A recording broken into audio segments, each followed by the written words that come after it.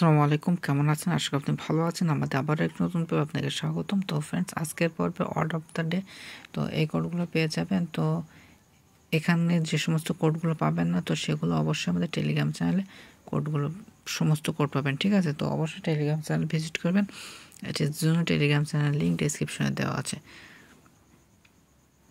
আর ভিডিওটি ভালো লাগলে অবশ্যই একটা লাইক করেন এবং কমেন্টের মাধ্যমে জানিয়ে দেবেন ভিডিওটি আপনার কেমন লাগলো।